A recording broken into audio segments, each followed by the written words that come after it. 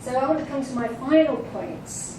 I want to talk about three things about domestic work in the crisis: recognising its role, reducing the amount of unpaid work that has to be done, and redistributing the amount of unpaid work that has to be done. And this is again something which colleagues at UNDP have been working on, and they've, I think, producing a briefing on gender inequality and unpaid care work. I want to situate that particularly in the context of a crisis. So, first of all, that problem of recognising this, because we have huge problems of timely monitoring. I mean, for instance, if there's a quantitative economist somewhere in the room that's used to working with big household surveys, they'll say to me, but what you've told us is anecdotes. You know, where is your big data set with which we can use to do sophisticated statistical analysis of exactly how and where and by who and to what extent is there an increase in unpaid domestic work in a crisis. So we have problems of timely monitoring. We do have, as I said, these increasing number of household time use surveys, which are very good for tracing long-run structural changes, but they're either one-off or at long intervals. So I did particularly want to mention the issue of, are there opportunities in the new UN Global Impact and Vulnerability Alert System? I know no more about that than its title, and that this is going to be a joint effort in the UN system, but I think it's particularly important that this should be sex disaggregated, and particularly important it should try and reveal some of these more hidden dimensions of the economic crisis. And I think you can add 2 or 3 questions about time use to regular household surveys, and I think there's been some work, actually there's some work was done at the UNDP Poverty Centre in Brasilia showing how you could do that. I think we should be pressing for that because those surveys are done more regularly. But I also think there are opportunities for women-led grassroots monitoring at sentinel sites, a bit using those kind of techniques that Uyghur was using. But I think working with grassroots women's organisations, asking about these responses to the crisis is also a way, if you choose the sites carefully, sentinel sites, I said, so you try and choose 2 poor districts in the capital city, some poor districts in middle-sized towns, some poorer areas in the rural areas where you've already got links with women's organisations, so that we can get more recognition of what's happening to unpaid domestic work in a crisis. I think there are other invisibilities that we also need to do more to bring to light, and we can perhaps take that up in discussion. Reducing the amount of unpaid work in a crisis. We want to do this in a long-run basis, but I think the crisis might give us some opportunities. I think in the short run, this case for supporting the purchasing power of poor women is very strong, with programs that disperse rapidly. As I say there, the multiplier effect of spending on roads and cars may not reach poor women until it's too late.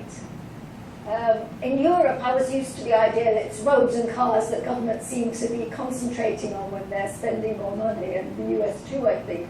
But then I was surprised to be learning from friends in India, from friends in Mexico, from friends in Brazil, that in those big industrialized countries, cars and roads also seem to be a favored area for extra spending.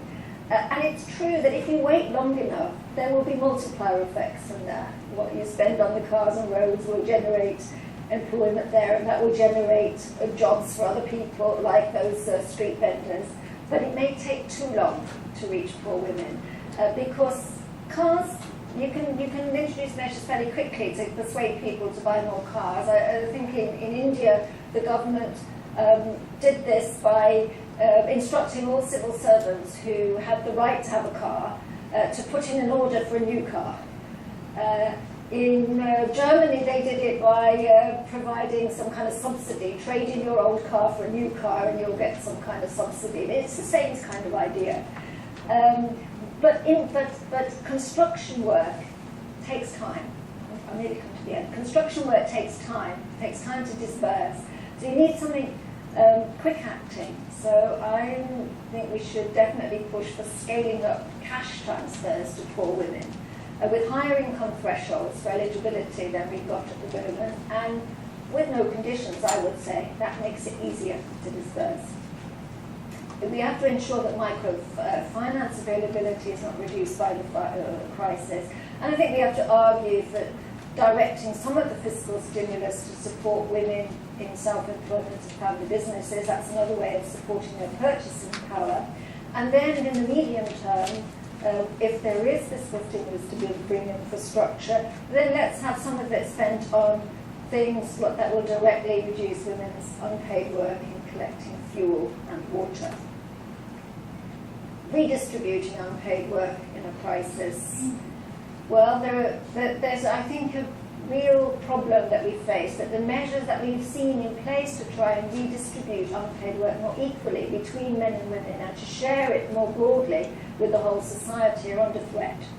So ensure that existing rights to maternal and paternal leave are upheld and supported by public funds, I think, is an important one in those countries that have already got those rights. Ensuring that public provision of care services is not cut is another important one. But I also, in my optimistic moments, think we could also think about those gender norms. We could also think about, could we encourage men to contribute a larger share of unpaid work? And that instead of enduring what for many men is a demoralizing idleness when they lose their jobs, could they find a new sense of purpose in taking on more of the care work?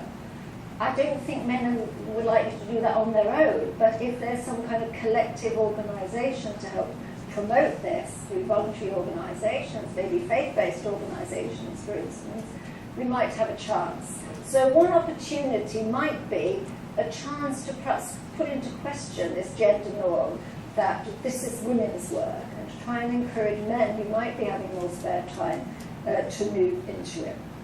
Finally, though, none of this is going to work unless you've got a supportive macroeconomic framework. Some developing countries have been able to introduce a fiscal stimulus, but many have not. And it's been argued that many low and middle income countries have got no fiscal space to introduce a stimulus.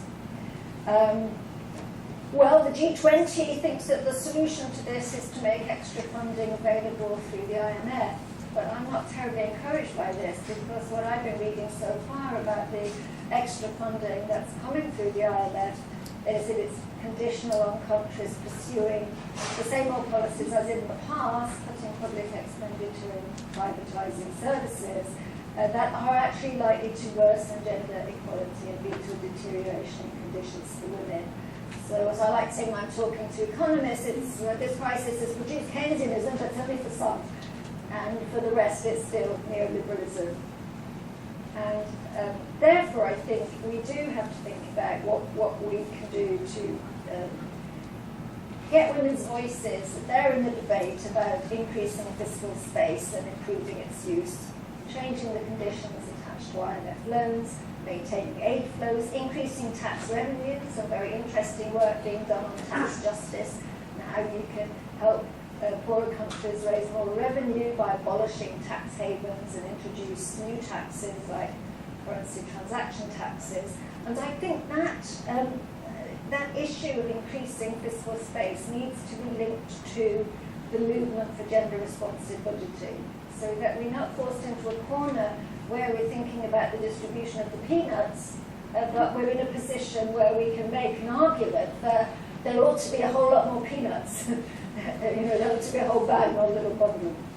So I do think that as well as work at the grassroots level, we need to have work to enable women to have more voice in determining and monitoring government budgets and recovery plans, both as elected representatives and as civic watchdogs. So I'll end my talk